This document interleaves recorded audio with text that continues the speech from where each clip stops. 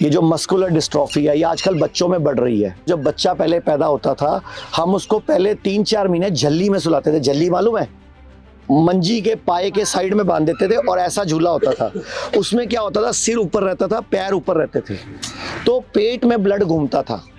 अभी आप झूले लेके आते हो, वो बच्चे की सिर की संरचना, पैर की संरचना यू शेप से हटकर आपने स्ट्रेट कर दी, तो ब्रेन में ब्लड के इम्बैलेंस हो जाते हैं। जो झल्ली होती थी वो माँ के गर्भ की तरह होती थी। हाँ। जैसे माँ के गर्भ में बच्चा टेढ़ा रहता है, हाँ। झल्ली में टेढ़ा रहता है। झल्ली में बच्चा सोता था, आजकल का बच्चा जागता है। जब उसकी नींद ठीक नहीं होगी तो ब्रेन में ब्लड सर्कुलेशन बिगड़ गया, तो बच्चों के दिल में छेद आ रहा है, मस्कुलर डिस्ट्रॉफी आ रही है, ऑटिज्म आ रहा है।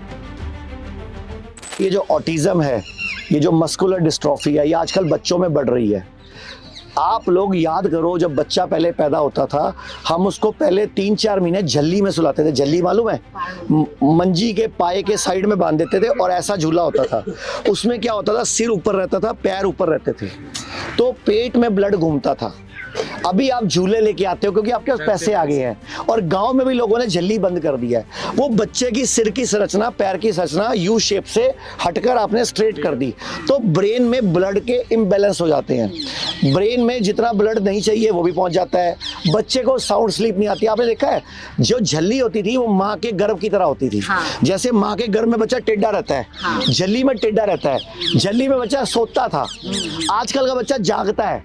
पहले क्या होता था, जरा सा सोया, जरा सा उठा, माँ ने झल्ली लाई, फिर सो गया, फिर, क्योंकि बच्चा जब पैदा होता है पहले महीने का उसको 20 घंटे सोना होता है। फिर 3 महीने का बच्चा होता है उसको 18 घंटे सोना होता है।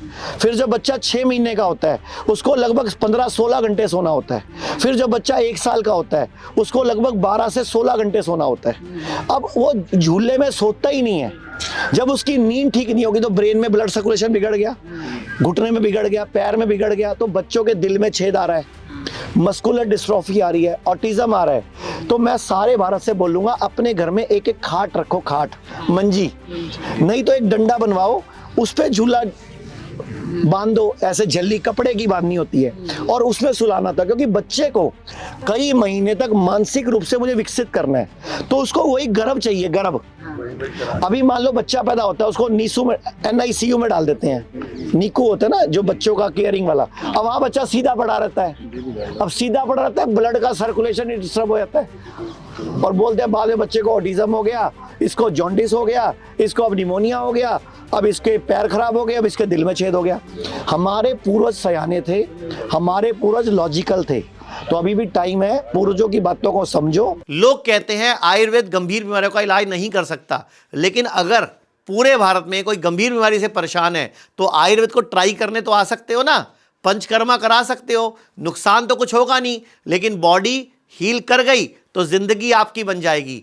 और सभी प्रकार के हेल्थ इंश्योरेंस हमारे 120 सेंटरों पर चलते हैं।